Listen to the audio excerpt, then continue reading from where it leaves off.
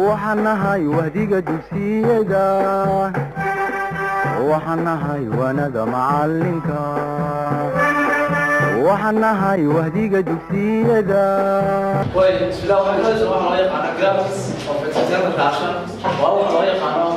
si loo sameeyo graphics ka loo sameeyo external version ereyga external version waxa garanayo wuxuu yahay waxa loo yaqaan oo given out of inuu shay dibadda soo saaro hada waxa leeyahay waxa loo yaqaan keywords waa kelmadaha muhiimka ah ee isticmaalo marka graphics la sameeyo waxa kelmadaha loo yaqaan interpreting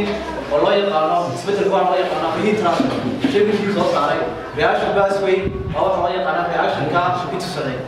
way HR loo yaqaan heat reactantiga iyo HP loo yaqaan heat product way diagram external version marka ka hadlayo sida loo sameeyo waxa loo yaqaan external version ka waxa soo qaado loo yaqaan graphics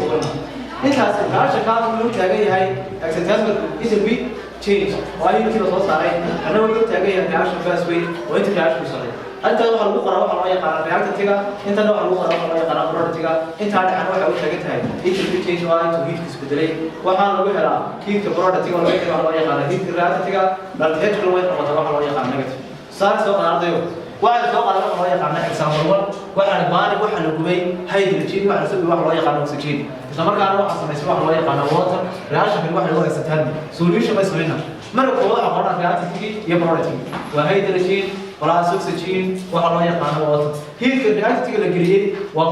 121.6 kilojoule heat productiga soo saarna waa 929 kilojoule isla markaana waxa soo qaadana waxa loo yaqaan diagramki kan waa intermediate change oo heat soo saaray kana waa reaction pathway oo inta reaction soo halka waxa ku qoran waxa loo yaqaan reactantiga waa hydrogen iyo oxygen halka waxa ku qoran productiga oo shayga noo sameysmay dalka kana waxa niri waa labadooda kala jaray waa kan heat reactantiga iyo heat productiga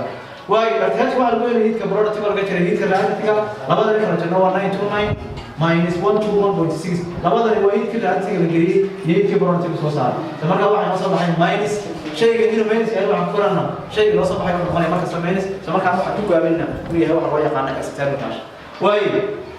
waxa leeyahay tan waxa loo yaqaan external version ereyga external version waa reactionada sameeya absorption ama waxa loo yaqaan heat external version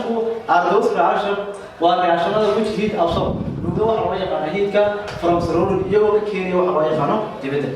way ereyga end waa in terminal waa heat example is in the terminal reaction markii qaadano waxa kamid ah decomposition waa limestone bilgeeni waxa loo yaqaan heat waa calcium carbonate heat balgeli waxa soo baxay calcium oxide iyo carbon dioxide shayga inuu determine yahay waxa ku aamina waxa lagu aamina heat buu loo sameeyo waxa loo yaqaan absorption talabaad waxa weeye waxa loo yaqaan photosynthesis oo waxa loo yaqaan sameeyo waxa loo yaqaan glucose وحنهاي وندا معلمك